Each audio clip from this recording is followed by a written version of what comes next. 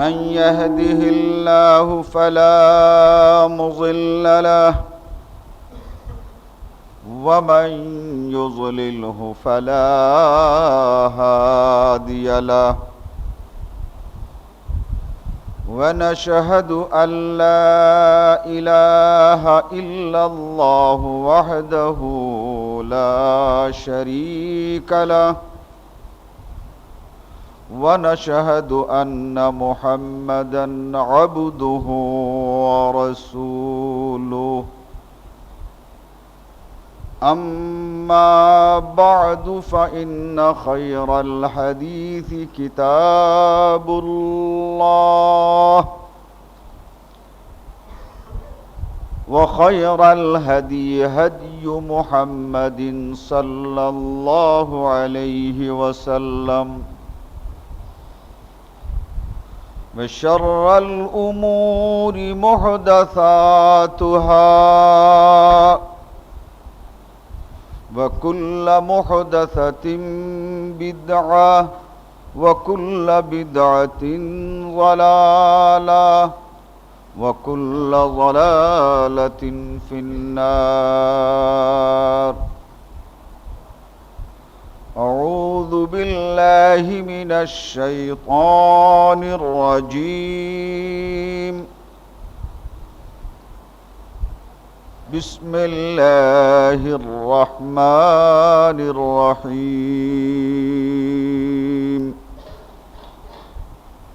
والله مع الصابرين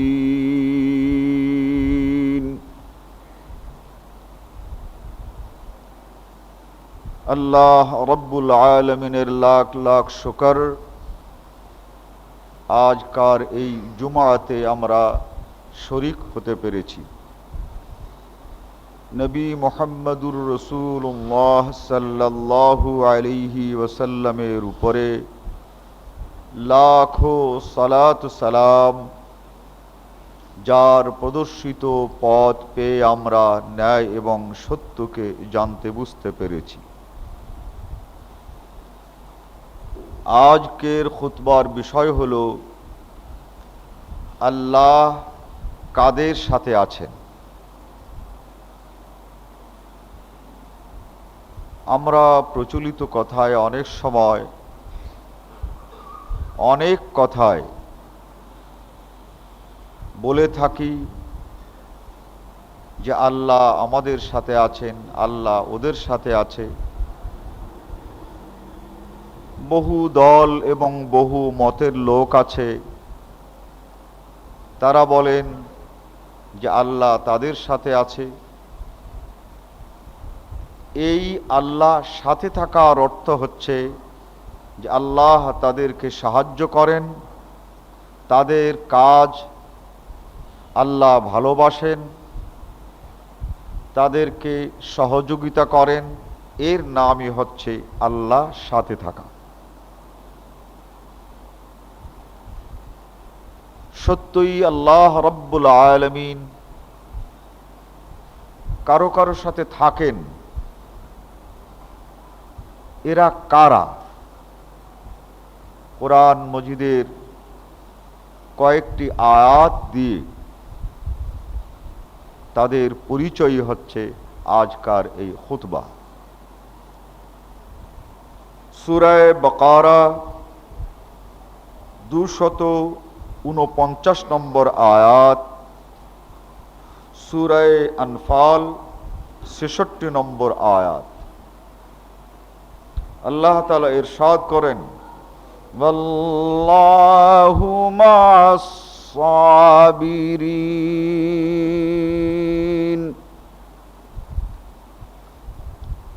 যারা সাবির, যারা সবর করে, আল্লাহ তাদের সাথে থাকেন।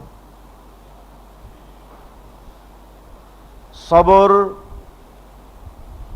এ শব্দটার অর্থ বাংলাতে ভুল করা হয়, বলা হয় সবরের অর্থ ধৈর্য।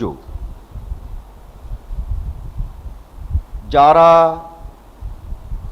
ধৈর্য ধরে থাকে, ধৈর্য ধারণ করেন তাদের সাথে আল্লাহ থাকেন, এ কথাটা এভাবেই অর্থ করা হয়, আল্লাহু মা'আস সাবিরিন। ধৈর্য ধরে থাকার নামই কেবলমাত্র সবর করা নয়। এটা সবর শব্দটি এত ব্যাপক, তার এক কথায় বাংলায় কোনো অনুবাদ নাই বলেই এটা করা হয়।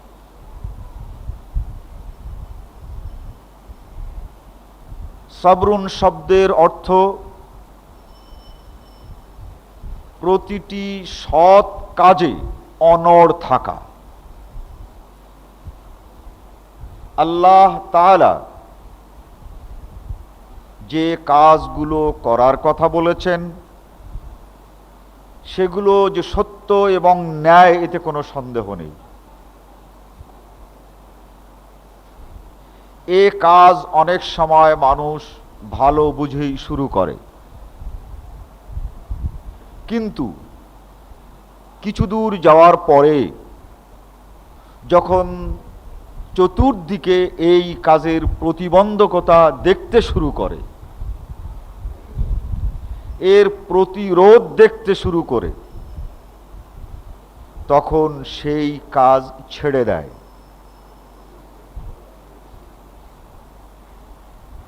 সেই কাজ তখন ছেড়ে না দিয়ে সেই কাজকে চালিয়ে যাওয়ার নামই হচ্ছে সবর। চতুর্দিকের প্রতিকূলতা, প্রতিরোধ, এগুলো দেখে যে ব্যক্তি থেমে থাকে না, যে ব্যক্তি সেই কাজটাকে চালিয়ে যায়, আল্লাহ রাব্বুল আলামিন তাকে সেই কাজ সমাপ্ত করার জন্য, শুভ সমাপ্তির জন্য তিনি আল্লাহ রাব্বুল আলামিন ওই লোকটার সাথে থাকেন, অর্থ ওই কাজকে সম্পন্ন হওয়ার সুযোগ দেন।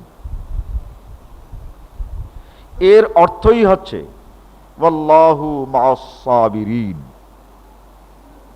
কেবলমাত্র ধৈর্য ধরে থাকার নামই যদি সবর হতো, তাহলে বদরের যুদ্ধ কোনোদিন হতো না। কাফেররা আক্রমণ করতে আসবে জেনে রাসূল সাল্লাল্লাহু আলাইহি ওয়াসাল্লাম ধৈর্য ধরে ওই মদিনায় বসেই থাকতেন, আর আল্লাহ তাআলা তাকে সাহায্য করতেন। রাসূল সাল্লাল্লাহু আলাইহি ওয়াসাল্লাম তার জীবন থেকে আমরা এই ধৈর্যের অর্থ পাই না।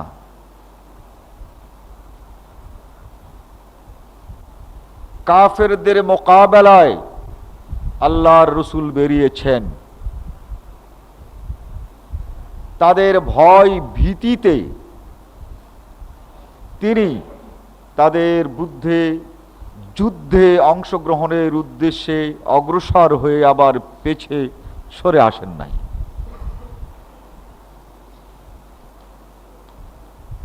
এই যে পিছে সরে আসেন নাই, তিনি যুদ্ধের জন্য এগিয়ে গেছেন, এরই নাম সবর। কিন্তু আজকে সবরের অর্থ করা হয় কেউ কিছু বলল তার কোনো প্রতিবাদ না করাই সবর। সূরা তওবার মধ্যে আল্লাহ তাআলা বলেন, আল মুমিনুনা ওয়াল মুমিনাত, ঈমানদার নারী পুরুষ তারা ইয়ামুরুনা বিল মা'রুফ, ন্যায় কাজের যারা নির্দেশ দেয়, উৎসাহ দেয়, ন্যায় কাজের জন্য যারা বলে, ওয়া ইয়ানহাউনা আনিল মুনকার, আর যা খারাপ তারা জানতে পারে, বুঝতে পারে, তার প্রতিরোধ করে, তার প্রতিবাদ করে। ওয়া ইয়ানহাউনা আনিল মুনকার। বাংলাতে সবর বলে যে কথা বোঝানো হয় তাই যদি হয়, তাহলে কেউ কোথাও অন্যায় করছে, প্রতিরোধের প্রশ্ন ওঠে না, বরং দেখে সবর করাই, চুপচাপ থাকাই তো ছিল সবর। আল্লাহ রাব্বুল আলামিন সবর বলতে এটাই যদি বুঝাতেন, তাহলে ন্যায়ের নির্দেশ আর অন্যায়ের প্রতিরোধ, অন্যায়ের গতিরোধ, এটা হতো না। যেহেতু সবর করে থাকতে হবে, চুপচাপ থাকতে হবে, কিছু বলা যাবে না। ওয়াল্লাহু মা'আস সাবিরিন, যে চুপচাপ থাকে, নিজেই চুপচাপ হয়ে গেল, বলল না কিছু, তার সঙ্গে তো আল্লাহর থাকার দরকার নাই। তার কারণ এখানে তো কোনো বিপদ নাই। যে কাউকে ভালো বলে না, মন্দ বলে না, দেখে আর চুপচাপ করে থাকে, তার সাহায্যের তো কোনো প্রশ্ন নেই, যেহেতু সে কোনো বিপদগ্রস্ত তো হচ্ছে না। সে নিরাপদ দূরত্বে বসে আছে, আপদ তাকে কখনো আক্রমণ করতে পারে না।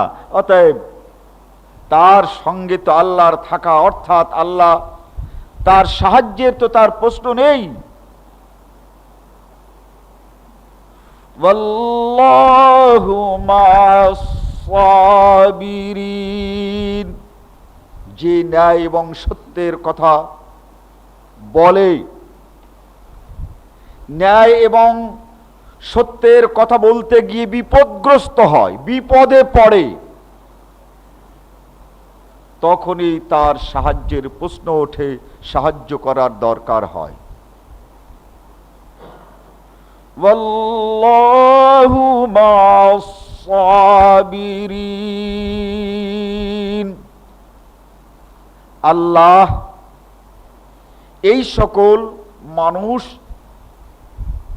যারা ন্যায়কে প্রতিষ্ঠা করতে গিয়ে, সত্য কথা বলতে গিয়ে, ন্যায়ের আদর্শ মানুষের সামনে তুলে ধরতে গিয়ে বাধাগ্রস্ত হয়, ক্ষতিগ্রস্ত হয়। বাধা এমন, ক্ষতি এমন, যেটা কোনো মানুষ পূরণ করতে পারে না, মানুষের সাধ্যের অতীত। সেই ব্যাপারে আল্লাহ রাব্বুল আলামিন তাকে সাহায্য করেন। ওয়াল্লাহু মা'আস সাবিরিন, এ সাহায্য আল্লাহ রাব্বুল আলামিন আম্বিয়ায়ে কেরাম আলাইহিমুস সালাতু ওয়াস সালাম এবং যুগে যুগে মুসলমানদেরকে আল্লাহ করে আসছেন। ওয়াল্লাহু মা'আস সাবিরিন, কিন্তু যে সকল লোকেরা বিপদ দেখে বসে থাকে, যে সকল লোকেরা বাধাগ্রস্ত হয়েছে বলে পিছনে চলে যায়, তাদের তো সাহায্যের প্রশ্ন নেই এবং তারা সেদিকে এগোবে কেন? যখন তারা এগোয় না, আল্লাহ রাব্বুল আলামিন তাদেরকে কোনো সাহায্য করেন না, তার মানে তারা তো পেছচ্ছে। এই পেছবার ক্ষেত্রে তো আল্লাহ তাআলা তাদের সাহায্য করেন না। আল্লাহ রাব্বুল আলামিন সূরা তওবার 36 নম্বর আয়াতে ইরশাদ করেন, ইন্নাল্লাহা মা'আল মুত্তাকিন, যারা মুত্তাকি আল্লাহ তাদের সাথে থাকেন। মুত্তাকি শব্দটা তাকওয়া থেকে আসছে, আর তাকওয়া শব্দটা ওয়াকিউন থেকে আসছে। এর অর্থ হচ্ছে ভয় এবং বিরত থাকা। আল্লাহ রাব্বুল আলামিনকেই কেবলমাত্র ভয় করার নামই হচ্ছে তাকওয়া। আল্লাহ যে কাজ পছন্দ করেন না, নবী মুহাম্মদুর রাসূলুল্লাহ সাল্লাল্লাহু আলাইহি ওয়াসাল্লাম যে কাজ অপছন্দ করেন সেই কাজ থেকে দূরে থাকা, সেই কাজ থেকে নিজেকে বাঁচিয়ে রাখার নামই হচ্ছে তাকওয়া। যা আল্লাহ পছন্দ করলেন না, যা আল্লাহ নবী অপছন্দ করেন, এর থেকে বেঁচে থাকা, এর নাম তাকওয়া। আর এই বেঁচে থাকছে কেন? সে আল্লাহকে ভয় করে, আল্লাহর অসন্তুষ্টিকে ভয় করে, সে আল্লাহর শাস্তিকে ভয় করে, কিয়ামতের দিনকে ভয় করে, কবরের আযাবকে ভয় করে, যেহেতু এ সকলের মালিক আল্লাহ। অতএব এই ভয় করা, এটা কোথায় থাকে? নবী মুহাম্মদুর রাসূলুল্লাহ সাল্লাল্লাহু আলাইহি ওয়াসাল্লাম একদিন এই তাকওয়া বুঝতে কি বলেছিলেন, আত-তাকওয়াউ হাহুনা, আত-তাকওয়াউ হাহুনা, আত-তাকওয়াউ হাহুনা। তাকওয়া সেই আল্লাহর ভয়, এটা এখানে থাকে, এখানে থাকে, এখানে থাকে। অতএব যে ব্যক্তি আল্লাহকে ভয় করে সেই ব্যক্তি হচ্ছে মুত্তাকি। কোন ব্যক্তি যখন একমাত্র আল্লাহকে ভয় করে আর কাউকে ভয় করে না, তখন দুনিয়ার বুকে যারা মানুষকে ভয় দেখিয়ে স্বার্থ উদ্ধার করতে চায়, মানুষকে ভয় দেখিয়ে কার্য সিদ্ধি করতে চায়, এই লোকগুলোকে যখন ভয় করে না, তখন ওই লোকগুলোর কার্যসিদ্ধি, উদ্দেশ্য সিদ্ধি এর আর কিছু তাদের হাতে থাকে না। সবচেয়ে মানুষকে কাবু করার যে জিনিসটি, সেটা হচ্ছে তাকে ভয় দেখানো। এ ভয়ের পরে তাকে মেরে ফেলা যায়। ভয়ের পরে আর আছে কি? চরমভাবে ভয় দেখাবার পর আর কি আছে? তাকে আঘাত করা। যে ব্যক্তি আঘাতের ভয় করে না, যে ব্যক্তি মরণের ভয় করে না, এই ব্যক্তিকে জয় করার মানুষের কাছে আর কোনো ক্ষমতা নেই। যে ব্যক্তি আল্লাহকে ভয় করে, মরণের ভয় করে না, যে ব্যক্তি আল্লাহকে ভয় করে, বিপদের ভয় করে না, যে ব্যক্তি আল্লাহকে ভয় করে, মানুষকে ভয় করে না, এই ব্যক্তিকে জয় করা কোনো মানুষের জন্য সম্ভব নয়।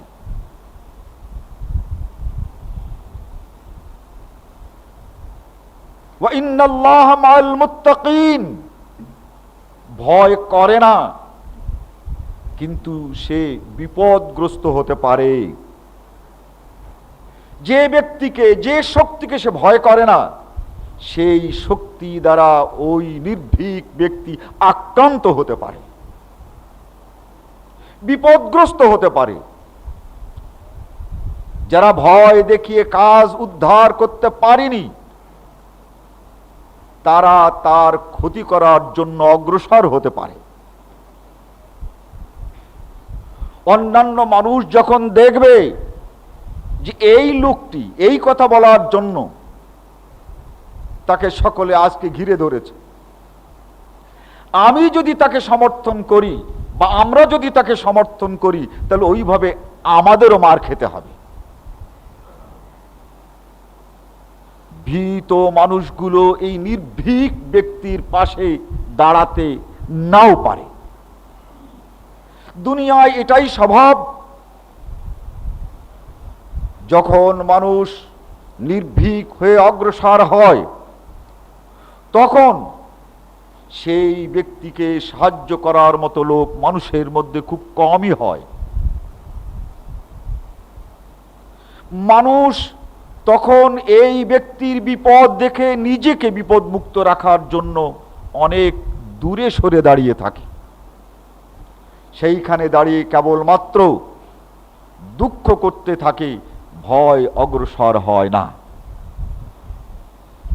তখন এই ব্যক্তি,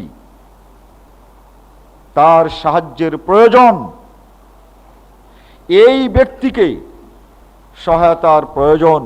এই প্রয়োজন যখন আল্লাহ রাব্বুল আলামিন দেখেন, ওয়া ইন্নাল্লাহা লামাল মুত্তাকিন, এই নির্ভীক ব্যক্তিকে সাহায্য করেন আল্লাহ।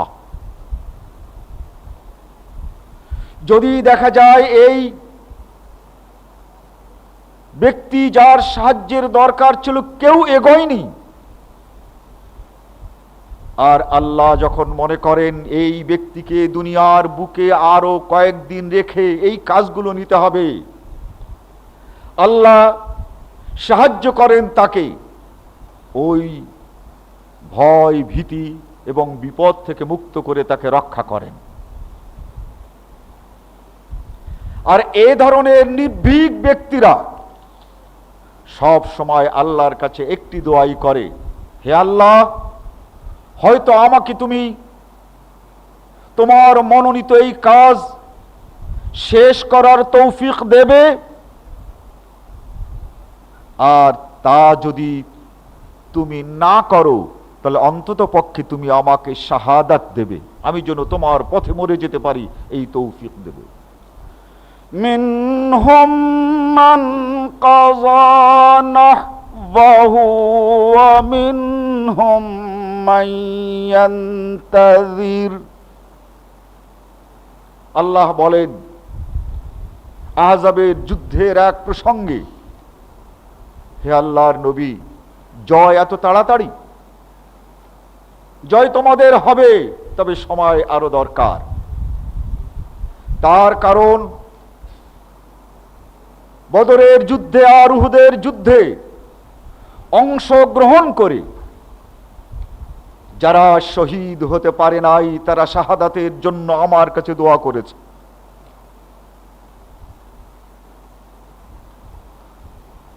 যারা অংশগ্রহণ করেছিল তারা শাহাদাত পেয়েছে। কাযা নাহবাহু ওয়া মিনহুম মান ইয়ান্তাযির, অনেকে শাহাদাতের অপেক্ষায় দিন গুনছে।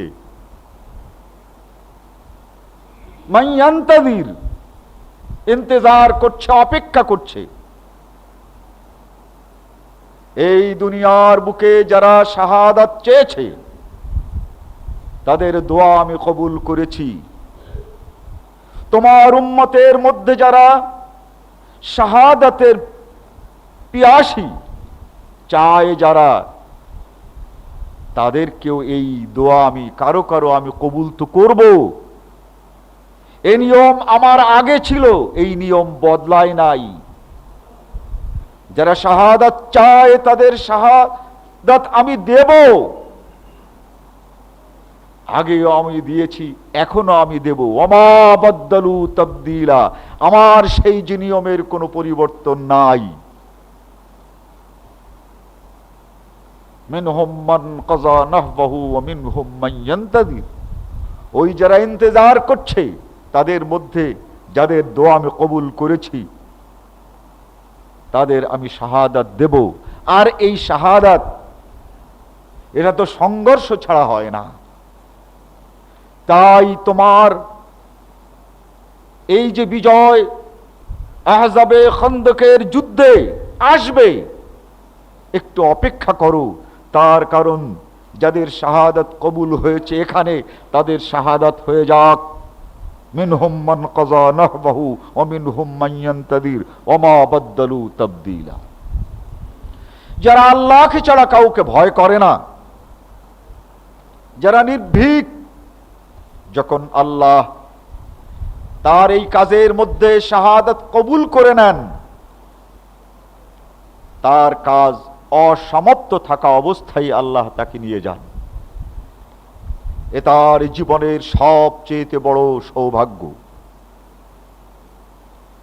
তার কারণ এই কাজ করতে করতে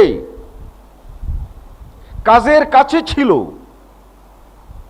প্রতিরোধকারীদের সামনে ছিল, কিন্তু সে উপস্থিত হয়ে গেছে আল্লাহর কাছে, কাজের জায়গায় কাজ পড়ে আছে। শহীদ শব্দের অর্থ উপস্থিত।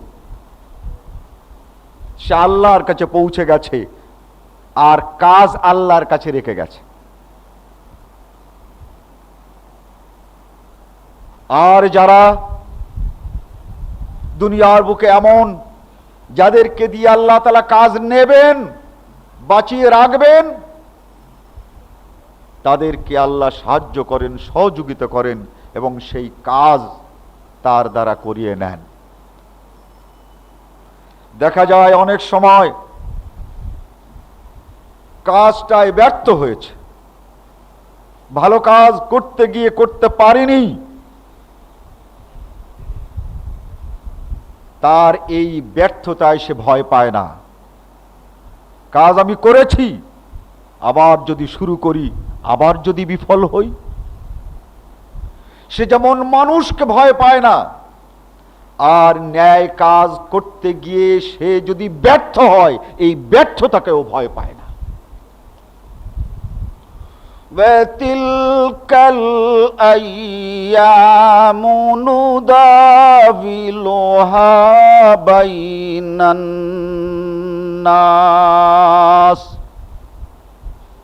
উহুদের যুদ্ধ যখন মুসলমানেরা প্রথমটায় পরাজিত হলেন, এই পরাজয় ছিল না, যুদ্ধের যে অবস্থা ছিল তাতে মুসলমানেরা জয়ী হবেন। মুসলমানেরা যখন পরাজিত হলেন, ৭০ জন মুসলমান যখন শহীদ হলেন, আল্লাহ রাব্বুল আলামিন তাদেরকে আশ্বস্ত করার জন্য বললেন, জয় আর পরাজয় চিরদিন কারো একের কাছে থাকে না। আজকে যদি তোমরা পরাজিত হয়ে থাকো, মনে নাই তোমাদের শত্রুরা তোমাদের চেয়েতে অনেক বেশি এসেছিল আর তোমরা বিজয়ী হয়েছিলে? আজকে যদি তোমাদের পরাজয় হয়ে থাকে, তাহলে জয় আর পরাজয় দুনিয়ার ব্যাপার। এটা কখনো এই দিকে যায়, আবার কখনো এই দিকে যায়। এইটাই তোমার সাফল্যের বড় মাপকাঠি নয়।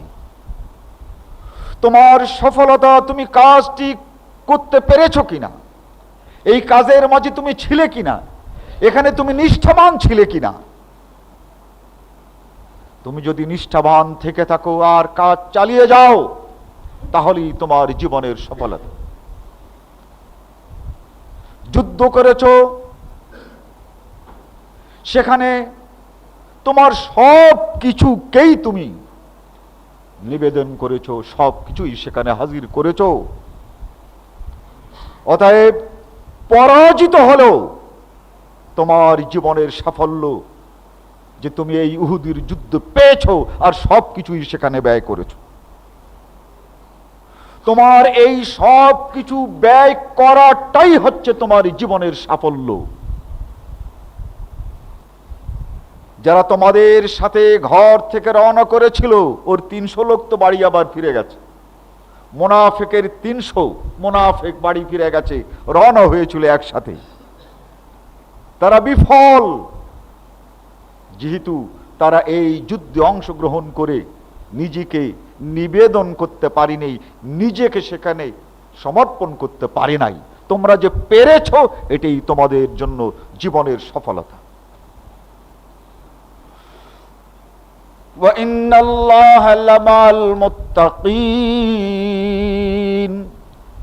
ইমানদার তার কাজ যদি দেখা দৃষ্টিতে সমাপ্ত না হয়, সময় যদি ফুরিয়ে যায়, তাহলে তার এই ব্যর্থতাকে সে ভয় করে না। বলে একবার করেছে ভাই, আর আমি ও পথে যাব না, আমার যা হবার হয়েছে, যাক বেঁচে গেছি, আমি আর ও পথে যাচ্ছি না, ভাই আমাকে মাফ করো। এই ব্যর্থতাকে যে ভয় করে না, সেই হচ্ছে মুত্তাকি। আর ব্যর্থতাকে যে ভয় পায়, সে মুত্তাকি নয়। ওয়াইন্নাল্লাহা লামাল মুত্তাকিন। যারা আল্লাহকে ভয় করে, ব্যর্থতাকে ভয় করে না। ওয়াইন্নাল্লাহা লামাল মুত্তাকিন। যারা আল্লাহকে ভয় করে, ব্যর্থতাকে ভয় করে না। ওয়াইন্নাল্লাহা লামাল মুত্তাকিন। যারা আল্লাহকে ভয় করে, ব্যর্থতাকে ভয় করে না। ওয়াইন্নাল্লাহা লামাল মুত্তাকিন। যারা আল্লাহকে ভয় করে, সেই ব্যক্তির সাথে আল্লাহ রাব্বুল আলামিন থাকেন। আল্লাহ তাকে সাহায্য করেন দুভাবে, হয় দুনিয়ায় তার বিজয়, নতুবা তার শাহাদাত। এই দুইভাবেই আল্লাহ রাব্বুল আলামিন তার সাথে থাকেন। যারা আল্লাহকে ভয় করে তারা তো আর কাউকে ভয় করে না। অতএব দুনিয়ার বুকে আমরা যখন দেখি কোন মানুষ আল্লাহকে ভয় করে, ভয় তো অন্তরের মধ্যে থাকে, যেহেতু আল্লাহর নবী বলেছেন ভয় এখানে থাকে, তাকওয়া এখানে থাকে, তাকওয়া এখানে থাকে। এখানে যে তার তাকওয়া আছে, বাইরে তার প্রকাশ হচ্ছে যে সে একমাত্র আল্লাহকে ভয় করে, আর কাউকে ভয় করে না, আল্লাহ ছাড়া অন্যকে ভয় করে। বুঝতে হবে এই লোকটি নামাজি, রোজাদার, হজ বহুবার করেছেন, কিন্তু আসলে আল্লাহকে ভয় করে না। আর যে ব্যক্তি আল্লাহকে ভয় করে, বাইরে তার প্রকাশ হচ্ছে, আল্লাহ যা বলেন তাই সে করে, আল্লাহর নবী যা বলেছেন তাই সে করে, আর কারো পরোয়া করে না, আর কারো ধার ধারে না, আর কারো ধার না ধরে, আর কাউকে ভয় না করে যে ব্যক্তি আল্লাহর দ্বীনের পথে চলে, আল্লাহ রসুলের কথা মানে, সেই ব্যক্তির অন্তরের মধ্যে ভয় আছে। রাস্তা দিয়ে হেঁটে যাচ্ছেন, দুটো গাছ, একটি গাছ দেখা যায় শুকিয়ে গেছে, কাঠ হয়ে গেছে, সকল পাতাগুলো ঝরে গেছে। আমরা স্পষ্ট বুঝতে পারি এ গাছটির শিকড় শুকিয়ে গেছে, তাই গাছ শুকিয়ে গেছে, শিকড়ে পানি নাই। ঠিক আরেকটি গাছ তাজা, বুঝতে পারি যে এই গাছের যে শিকড়, সেই শিকড় তাজা আছে এবং সে এই গাছকে পানি সরবরাহ করছে। গাছ উপরে আছে, বুঝি কেন?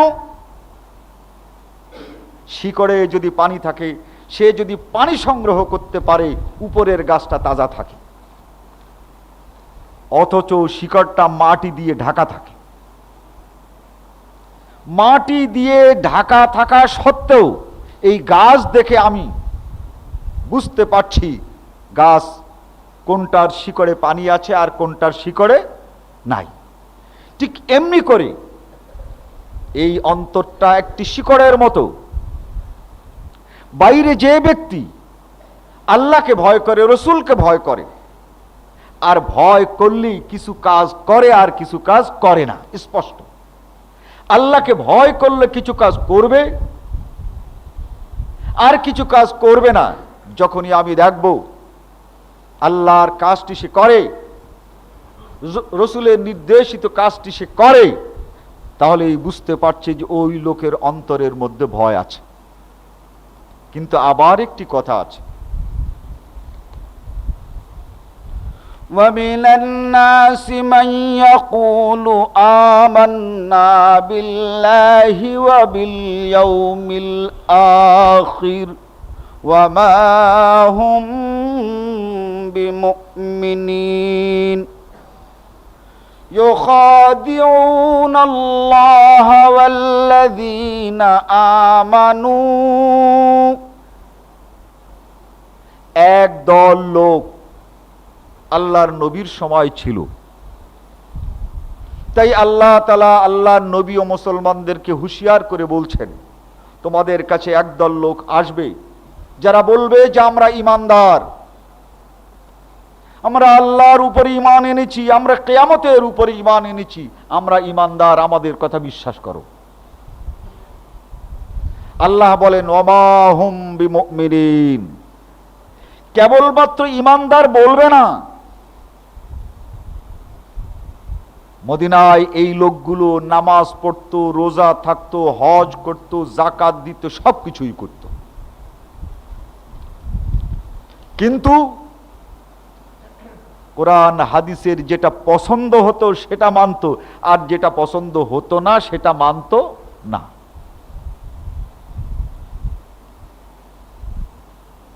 মুসলিম এবং ইবনে মাজাহ একটি ঘটনা আছে। একজন ইহুদি রাসূল সাল্লাল্লাহু আলাইহি ওয়াসাল্লামের কাছে এসে অভিযোগ করলেন,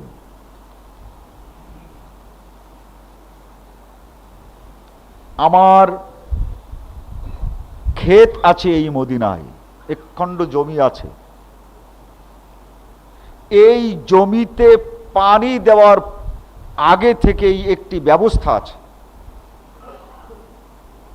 আমার জমিটা দূরে, যে ক্যানেল আছে, যে ড্রেনটা দিয়ে পানি যাবে, এই ড্রেনের পাশে এক খণ্ড জমি, আর এই জমির থেকে দূরে লাগা আর একটা জমি, ওই জমিটা আমার। এই ক্যানেলের পাশে, এই নর্দমার পাশে বা এই ছোট্ট খালের পাশে, পানির যাতায়াতের পথের পাশে যার জমিটা, তিনি মুসলমান। আপনি মদিনায় আসার আগে এই ব্যক্তি তার জমির উপর দিয়ে পানি আমার জমিতে যেতে দিত, কিন্তু এখন মুসলমান হওয়ার পর বলছে যে আমার জমির উপর দিয়ে তুমি কাফের, তোমাকে আমি পানি দেব না, তুমি ইহুদি, তোমাকে আমি পানি দেব না। এই লোকটি যদি আমার পানি বন্ধ করে দেয়, তাহলে আমার জমিতে পানি পৌঁছবার দ্বিতীয় আর কোনো পথ নেই। আমি আপনার কাছে বিচার চাই। এই ব্যক্তিকে আল্লাহর নবী ডাকলেন, ডেকে বললেন, আগে যেভাবে এই ব্যক্তির জমিতে পানি যেত, তোমাকে সেইভাবে পানি যেতে দিতে হবে। লোকটি বলল যে না, আমার জন্য তো সম্ভব নয়, আমি দিতে পারবো না। ঐতিহাসিক বর্ণনায় আছে, এই যে ব্যক্তি আল্লাহর নবীর কাছে এসে অভিযোগ করলো, এর জমিটা একজন মুহাজির কিনে নিয়েছিল। মুহাজিরের জমি, কিন্তু এখনো সে দখল নেয় নাই। জমি কেনার পর মালিকের কাছ থেকে এটা এখনো তিনি নেন নাই, এবছর তিনি খাবেন, এই ফসলের পর তিনি নেবেন।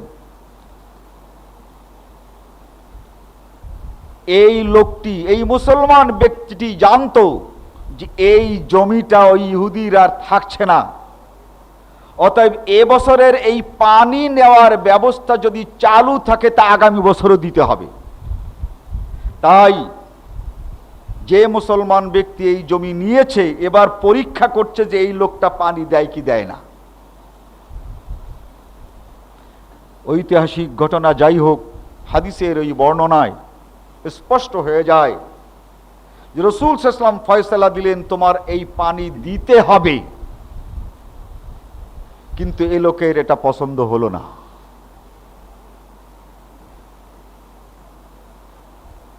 আল্লাহ রাব্বুল আলামিন এই ব্যক্তির শানেই আয়াত নাযিল করেন, ফালা ওয়া রাব্বিকা লা ইউমিনুন, হে নবী, তোমার প্রভু আল্লাহর কসম যে তোমার সিদ্ধান্ত মেনে নেয়নি। লা ইউমিনুন, ও ব্যক্তি ঈমানের দাবি যত করুক ঈমানদার নয়। ফালা ওয়া রাব্বিকা লা ইউমিনুন হাত্তা ইউহাক্কিমুকা ফীমা শাজারা বাইনাহুম সুম্মা লা ইয়াজিদু ফী আনফুসিহিম হারাজাম মিম্মা কাযাইতা ওয়া ইউসাল্লিমু তাসলিমা। তোমার কাছে একটি বিচার এসেছে, একটি ফয়সালা এসেছে, তুমি এই ফয়সালা করে দিলে, যারা পছন্দ করলো না, যে এটা মেনে নিতে পারলো না, সেই ব্যক্তি ঈমানদার নয়। ঈমানদার সেই ব্যক্তি বুঝতে পারুক আর নাই পারুক, ভালো লাগুক আর নাই লাগুক, তোমার সিদ্ধান্ত যে মেনে নিতে পেরেছে সেই ব্যক্তি হচ্ছে নিঃসন্দেহে মুসলমান। মেনে নেওয়ার পর কেবলমাত্র ভয় মেনে নেয়নি, সামাজিকভাবেই মেনে নেয়নি, এই অন্তর দিয়ে মেনে নিয়েছে, অন্তরের মধ্যে তার কোনো দ্বিধা নেই। এই ব্যক্তি হচ্ছে খাঁটি মুসলমান। মদিনায় এই লোকটি, যিনি সব কিছু মেনে নিয়েছিলেন, কিন্তু একটি কথা আল্লাহর নবীর পছন্দ হয় নাই। একটা কথা ধরা যেতে পারে যে 99% তিনি ইসলাম করেন, আর রসুলের একটি কথা পছন্দ হয় নাই বলে আল্লাহ বলেছেন ফালা ওয়া রাব্বিকা লা ইউমিনুন।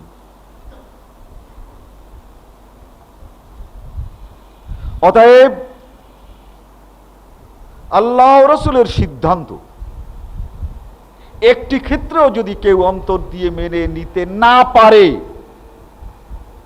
তাহলে সেই ব্যক্তি নামাজি হতে পারে কিন্তু মুসলমান হতে পারে না। সেই ব্যক্তি রোজাদার হতে পারে, মুসলমান হতে পারে না। কয়েকবার হজ করতে পারে, সে ঈমানদার হতে পারে না। হ্যাঁ, ঈমানদার হতে পারে কি রকমের? পাসপোর্টের ঈমানদার। পাসপোর্ট তো লিখতে হয় জাতি কি, মুসলমান, ধর্ম কি, ইসলাম। বাংলাদেশে কত মুসলমান আছে, কত হিন্দু আছে, কত খ্রিস্টান আছে, কত বৌদ্ধ আছে, এর যখন হিসাব হবে এই হিসাবের খাতায় মুসলমান, কিন্তু আল্লাহর খাতায় ফালা ওয়া রাব্বিকা লা ইউমিনুন, মুসলমান হতে পারে না। আল্লাহর খাতায় মুসলমান না হলে আদমশুমারির খাতায় মুসলমান হয়ে আল্লাহর কাছে অন্তত পক্ষে নাজাত পাওয়া যাবে না। বাংলাদেশ সরকারের কাছে মুসলমান হিসেবে রিলিফ পাওয়া যেতে পারে, বাংলাদেশ সরকারের কাছে মুসলমান হিসাবে কিছু পাওয়া যেতে পারে, কিন্তু আল্লাহ রাব্বুল আলামিনের কাছে এই মুসলমানেরা নাজাত পাবে না। ফালা ওয়া রাব্বিকা লা ইউমিনুন ওয়া ইন্নাল্লাহ মাআল মুত্তাকিন। অনেক লোকের তাকওয়া উপরে দেখা যায়, অনেক লোকের নামাজ আল্লাহর ভয় হয়, আর অনেক লোকের নামাজ মানুষের ভয় হয়। আমাদের পরিচিত একজন হাজী সাহেব, কয়েকদিন পরে জিজ্ঞাসা করলাম, ভাই মসজিদে হারামে মক্কায় মদিনায় থেকে এসে যে নামাজটা দেখলেন কেমন? তিনি বললেন যে এইরকম এইরকম এইরকম। বলে তা আপনি হজ করে আসার পর ওই নামাজটা পড়েন না কেন? বলে ভাই গোলমালের ভয়তে পড়ি না। একেবারে আমার ওখানে বসে আমার এক প্রিয় বন্ধু তিনি উপস্থিত ছিলেন, আমি দেখালাম, দেখেন এইখানে যদি আমি হাত উঁচু করে নামাজ পড়ি তাহলে গোলমাল হবে ভাই, এইখানে যদি জোরে আমি আমিন বলি তাহলে গোলমাল হবে, তাই এই গোলমালের ভয়তে পড়ি না। একটা হচ্ছে গোলমালের ভয়ে পড়বে না, আর একটা হচ্ছে বিষয়টি আমি জানতে পারি নাই, মক্কায় মদিনায় দেখে এসেছি, কিন্তু আমার তো জানতে হবে, আমার তো বুঝতে হবে। এটা যদি বলে যে আমি বুঝে নেই, তিনি আমাকে রেফারেন্স দেন, আসবার সময় আমাকে একটা ক্যাসেট দিয়েছে রসুলের নামাজ, আমি তার মধ্যে আপনারা যেভাবে নামাজ পড়েন, ওই মদিনায় যেভাবে নামাজ পড়েন সেইভাবে রসুলের নামাজটা আমি ক্যাসেট বাজিয়ে বাজিয়ে শুনেছি। পড়েন না কেন? ভাই এই গোলমালের ভয়তে পড়ি না। তো এই নামাজি কে? কোনো একটি বিষয় কেউ বুঝলো না, সে বুঝতে পারে, তার সময় দিতে হবে, সে দেখুক বুঝুক তারপরে মানবে। কিন্তু জেনে বুঝে যদি বলে যে সব কিছুই বুঝি ভাই কিন্তু এই গোলমালের ভয় করি না, তাহলে বোঝা গেল এই নামাজি, এই হাজী সাহেব এখনো মুসলমান হতে পারেন নাই, ইনি আদম শুমারির খাতার মুসলমান। অতএব আল্লাহকে ভয় করলে মানুষ যে কাজ করে, এই কাজ দুই শ্রেণীর লোকে করে। এক শ্রেণীর লোক হচ্ছে সত্যিকার মুত্তাকি, আর এক শ্রেণীর লোক হচ্ছে মুনাফিক। আল্লাহকে ভয় করলে যে কাজ করতে হয়, মুনাফিকরা সেই কাজ করে কেন? ইউখাদিউনাল্লাহ, ওরা আল্লাহকে ধোঁকা দিতে চায়, বলে আল্লাহ আমি তোমার দলে আছি। ওয়াল্লাযীনা আমানু, আর যারা ঈমানদার ওদেরকে ধোঁকা দিতে চায়। ওই নামাজ তার নামাজ নয়, ওই রোজা তার রোজা নয়, বরং নামাজিকে প্রতারণা করা আর রোজাদারকে যাতে ধোঁকা দেওয়া যায় তারই জন্য নামাজ এবং রোজার অভিনয় করে। অতএব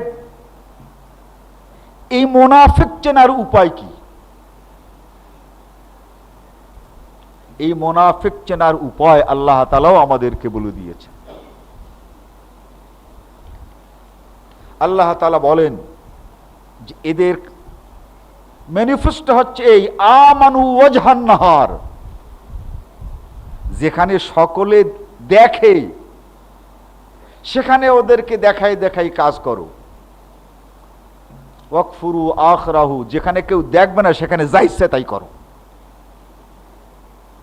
কিন্তু মানুষের চোখ কিন্তু তারা এড়াতে পারে না, ও মাঝে মাঝে ধরাই পড়ে যায়। যখন দেখবেন প্রকাশ্যে তার রূপ একটা, মানুষের মাঝে একটা, আবার নিজের কাছে তার আর এক রূপ, যখন আপনি ধরে ফেলবেন স্পষ্ট হয়ে যাবে আপনার কাছে যে এই লোকটি মুনাফিক, মুসলমান নয়। আর বড় পরিচয় হচ্ছে এই যে এরা সব সময় যেখানে বিপদ আছে সেই বিপদ থেকে ভয় পায়, বিপদকে ভয় পায়। সূরা মুনাফিকুনের মধ্যে আল্লাহ তাআলা ইরশাদ করেন, কুল্লা সাইহাতিন আলাইহিম, কোথাও যদি গোলমাল দেখে, গোলমালটা অন্য কিছু, অন্য জায়গায় চিৎকার হচ্ছে, তিনি তাড়াতাড়ি সামলায়, বলে কি ব্যাপার কি ব্যাপার, বলে যদি গোলমাল, বলে তো ও গোলমালে আপনার কি, বলে বোঝেন না আপনি।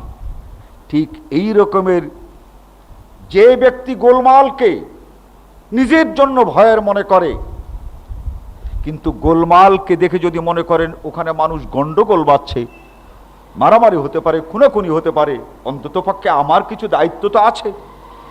যে ব্যক্তি বেরোয়, বোঝার জন্য চেষ্টা করে, অগ্রসর হওয়ার জন্য চেষ্টা করে, মনে করবেন এ ইমানদার, এই হুজুরের ইমান আছে। এই বাইতুল ফালা মসজিদে একদিন হঠাৎ করে মাগরিবের নামাজের সময় শুনি যে আগুন আগুন আগুন লেগেছে। এই যে এখানে আজ বক্তৃতা করতে আসবেন মৌলানা ইমদাদুল হক সাহেব, আমি, মৌলানা সুলাইমান সাহেব, আবুল খায়ের সাহেব, আমরা এক কাতারি ছিলাম। আগুন লেগেছে, যেই বলেছে উত্তর দিকে আগুন লেগেছে, আমার এই নামাজ পড়া অবস্থায় উত্তর দিকে চেয়ে যেই আগুন দেখলাম, তখন আমি চিৎকার করে বললাম আগুন লেগেছে, তাড়াতাড়ি চলেন। মৌলানা সুলাইমান সাহেব, আমি, আবুল খায়ের সাহেব, এই ইমদাদুল হক সাহেব, আমরা নামাজ ছেড়ে সবাই আগুন নেভাবার জন্য চলে গেলাম। তার কারণ আমরা জানতে পেরেছিলাম যে একটা মিছিল আসবে এবং এই মিছিলটা এই বিহারীদের বাড়িঘর আক্রমণ করবে। অপেক্ষা করছিলাম আমরা অফিসে বসে, আজান হয়ে গেছে, আমরা নামাজে চলে গেছি। আমরা ওখানে গেলাম, আমরা যে যতটুকু পারলাম, 3-4টা ঘরে আগুন লেগেছিল, 4টা পর্যন্ত পৌঁছায় নাই, আমরা ভেঙে চুরমার করে দিলাম। পানি তখন আসে নাই, ঘর ভেঙে এইগুলোকে দূরে নিয়ে গিয়ে আমরা আগুনটাকে নিভালাম। এবং যারা এই গোলমাল করতে এসেছিল তাদের অনেকেই আমাদের পরিচিতি ছিল, আমরা তাদের হাত পায়ে ধরে আবার সরিয়ে দিলাম। কিন্তু আশ্চর্য হচ্ছি, এখানে যখন আমরা আগুন নিভাতে গেছি, আমরা তো নামাজ ছেড়েই দিয়েছি, আর এক ব্যক্তি নামাজের মধ্যে বলেছে যে ভাই সব কেউ যাবেন না, এইখানে দিন ইমানের দাওয়াত হবে, এই দিন ইমান নাই বলে আগুন জ্বলছে, কেউ যাবেন না। উনি আবার নামাজ, আমি এই পেছনের দিকে দেখছি আর দৌড়চ্ছি যে উনি আবার নামাজ ঠিকঠাক মতো করছে। আমরা তো অনেকক্ষণ পরে এলাম, আবার আমরা জামাত করে, এই যে নামাজটা আমরা পড়তে পারলাম না, এই নামাজটা আবার জামাত করে পড়লাম। এরপরে ছেলেপেলে কিছু ছিল, তারা বললো ওই লোকটা গেল কই, তো এটা কোন দলের বুঝতে তো পারছেন। তারা ওখানে গাস্ত করছেন আর তালিমও করছেন, লোকজন নাই, ওই গাস্ত আর তালিম করার দল। আগুন লাগছে, মানুষ খুন হয়ে যেতে পারে, সেখানে আপনি যাবেন না? আপনাকে যেতে হবে। আপনি নামাজ কাজা করার সময় পাবেন, কিন্তু কোনো একটি লোক যদি খুন হয়ে যায়, তাকে সাহায্য করার, সেখান থেকে বাঁচাবার আর তো আপনি সময় পাবেন না। কিছু লোক আছে, তাদের বাহ্যিক আচরণ দেখে আপনাকে চিনতে হবে যে এর মধ্যে মুনাফিক কে আর মুনাফিক না। আল্লাহ রাব্বুল আলামিন এই ধরনের যারা মুত্তাকি তাদের সঙ্গে থাকেন। ওয়া ইন্নাল্লাহা লামাআল মুহসিনিন, সূরা আনকাবুত 29 নম্বর আয়াত। যারা ইহসান করে আল্লাহ তাদের সাথে থাকে। ইহসান কাকে বলে? ইহসানের দুটো অর্থ, আন তা'বুদাল্লাহ কাআন্নাকা তারাহু ফাইন লাম তাকুন তারাহু ফাইন্নাহু ইয়ারাক। আপনি যখন ইবাদত করবেন, নামাজটি পড়লেন, তিলাওয়াত করলেন ইত্যাদি যে ইবাদত যখন করবেন, তখন অন্তরের মধ্যে এই ভাব সৃষ্টি করা যেন আপনি আল্লাহকে দেখছেন। আল্লাহকে দেখলে আপনার অন্তর, আপনার ভিতরে যে অবস্থার সৃষ্টি হবে, আল্লাহর কথা ভেবে আপনার অন্তরের মধ্যে সেই ভাব সৃষ্টি হওয়ার অর্থই হচ্ছে আল্লাহকে দেখার মতো। এই চোখে আল্লাহকে দেখা যাবে না, লা তুদরিকুল আবসার, এই চোখ দিয়ে আল্লাহকে দেখা যাবে না। কিন্তু কাআন্নাকা, যদি আপনি আল্লাহকে দেখতে পেতেন, তাহলে আপনার শরীর ও মনের মধ্যে যে ভাব সৃষ্টি হতো, সেই ভাব আল্লাহর কথা মনে করে, স্মরণ করে সেই ভাব নিজের মধ্যে সৃষ্টি করার নাম হচ্ছে ইহসান। আল্লাহর নবী ইরশাদ করেন, ফাইন লাম তাকুন তারাহু, দেখলে পরে যে ভাব তোমার মধ্যে সৃষ্টি হয় স্বাভাবিক ছিল, তা যদি না হয়, কঠিন কাজ যদি না হয়, তাহলে অন্তত পক্ষে এটা মনে করো যে আল্লাহ তো আমাকে দেখছেন। আল্লাহর সামনে কি করা যায়, কি করা যায় না, এই ভাবটা সৃষ্টি করো। এই ভাব সৃষ্টি করার নামই হচ্ছে ইহসান। আর ইহসান, এই হাদিসটি আপনারা মিশকাত শরীফ 1 নম্বর খণ্ড 2 নম্বর হাদিস। আর ইহসান হলো কোন ব্যক্তির কাছ থেকে কিছু পাওয়ার আশা না করে, উপকারের পরিবর্তে তার কাছ থেকে কোনো উপকার পাওয়া যেতে পারে এই রকমের কোনো আশা ও সম্ভাবনা যেখানে নাই, সেখানে মানুষের উপকার করার নামই হচ্ছে ইহসান। আমি কারো উপকার করলাম, বিপদে যদি আমি পড়ি তাহলে আমিও পাবো। আজকে দেখা যায় বিয়ে দাওয়াত দিলে পরে বেশ একটা নিয়ে যায়, যদি জিজ্ঞাসা করেন ভাই এই ফাও পয়সাটা খরচ করলেন কেন, বলে এটা ফাও পয়সা, আরে আজকে দিছে কালকে তো পাবো, আমার মেয়ের বিয়ে হবে না। এই যে পাওয়ার আশায় দেওয়া আর না পাওয়ার জন্য দেওয়া, আমি পাবো না, আমি চাই না, আমি চাই আল্লাহর কাছে আর কারো কাছে নয়। সে আমার কোনো উপকারই করতে পারে না, এ লোকটি অন্ধ, তারপরে তার এক পা খোড়া, এক হাত দিয়ে ধরতে পারে আর কিছু পারে না। এই ব্যক্তিকে আমি সাহায্য করব কেন? যে আমার কোনোদিন কোনো উপকার করতে পারে না, একে এজন্য সাহায্য করব যে আল্লাহ রাব্বুল আলামিনের কাছে আমি এর পুরস্কার পাব। এভাবে যে কিছুই আপনাকে দিতে পারে না, কোনো উপকার করতে পারে না, যে ব্যক্তি আপনার কোনো ক্ষতি করতে পারে না, এই রকমের মানুষকে কেবলমাত্র আল্লাহর সন্তুষ্টির উদ্দেশ্যে কিছু দেওয়া এবং তার জন্য কিছু করার নামই হচ্ছে ইহসান। وَإِنَّ اللَّهَ لَمَعَ الْمُحْسِنِينَ। এই সকল মানুষ যখন কেবলমাত্র আল্লাহকে চায়, আর আল্লাহ যদি তাকে না চায়, তো এই আল্লাহর জন্য দারুণ একটা জুলুম। وَمَا رَبُّكَ بِظَلَّامٍ لِلْعَبِيدِ। আল্লাহ তাআলা তার কোনো বান্দার উপরে জুলুম তো করতে পারেন না।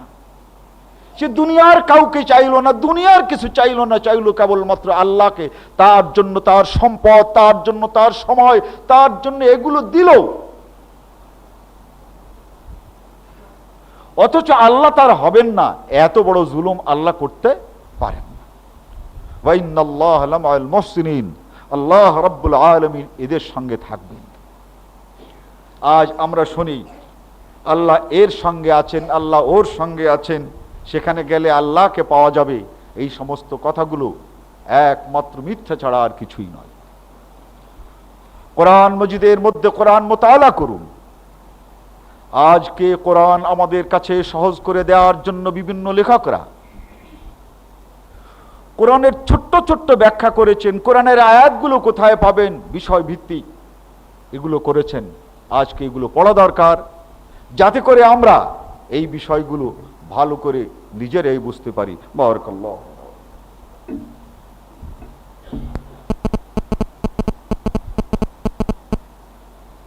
আলহামদুলিল্লাহ আলহামদুলিল্লাহ নাহমাদুহু ওয়া নাস্তাঈনুহু ওয়া নাস্তাগফিরুহু ওয়া নু'মিনু বিহি ওয়া নাতাওয়াক্কালু আলাইহি ওয়া নাউযু বিল্লাহি মিন শুরুরি আনফুসিনা ওয়া মিন সাইয়্যাতি আ'মালিনা।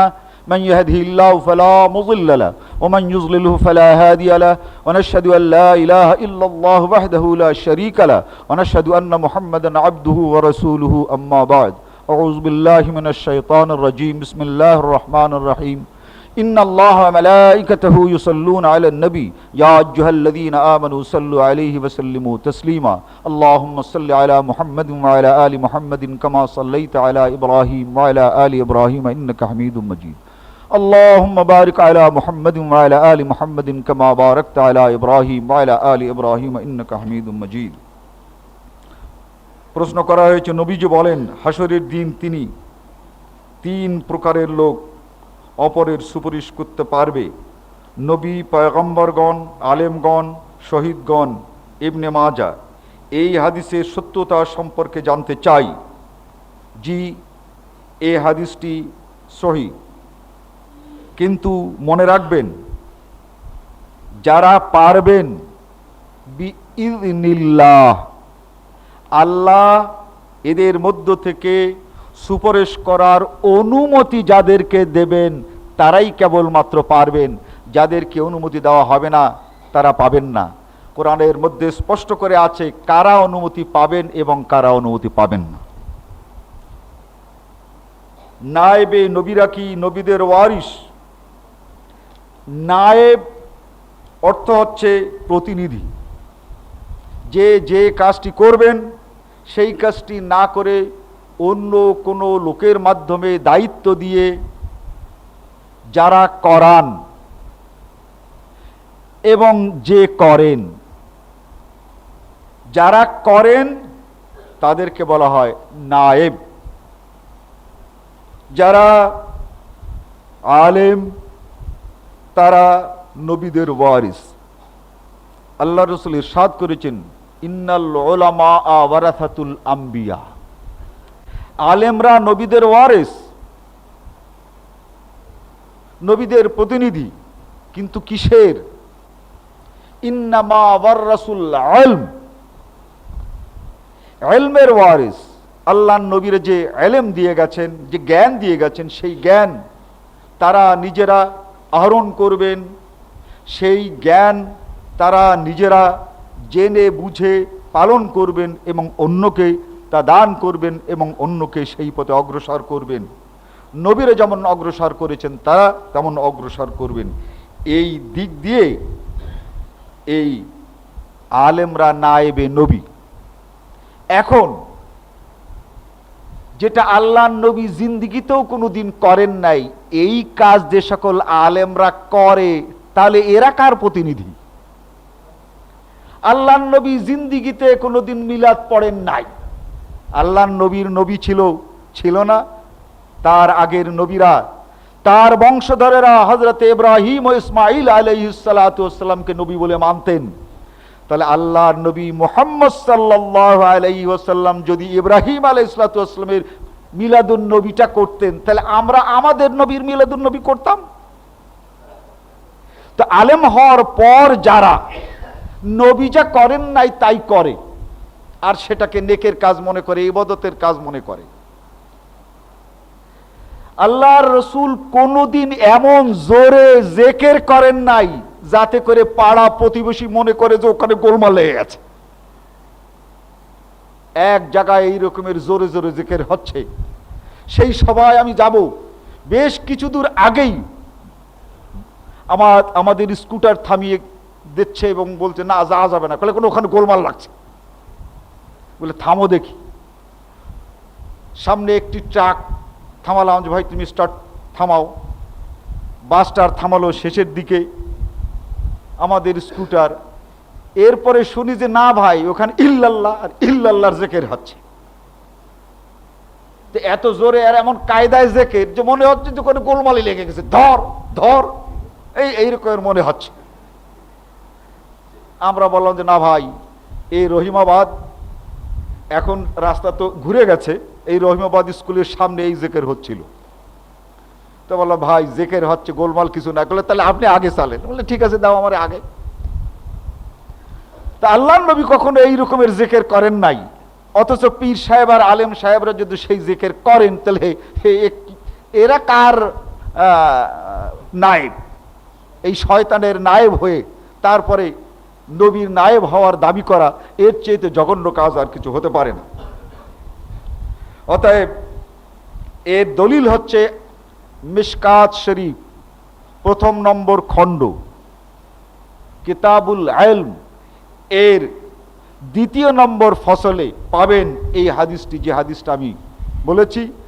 আর যার কাছে বুখারী আছে কিতাবুল ইলম, এই হাদিসটি রাবি ছাড়া তরজমাতুল বাবে আছে ইন্নাল উলামা ওয়ারাসাতুল আম্বিয়া। বুখারী 1ম খণ্ড আধুনিক প্রকাশনী, আর মিশকাত 1ম নম্বর খণ্ড কিতাবুল ঈমান, এরপরে ইতিসাম বিল কিতাবে ওয়াস সুন্নাহ, এরপরে হচ্ছে এই কিতাবুল ইলমের 2য় ফসলে পাবেন এই হাদিসটি। আল্লাহ তাআলা আমাদের সকলকে আল্লাহর দ্বীন জানবার, বুঝবার এবং মানবার তৌফিক দিন। ফাযকুরুনি আযকুরুকুম ওয়াশকুরুনি।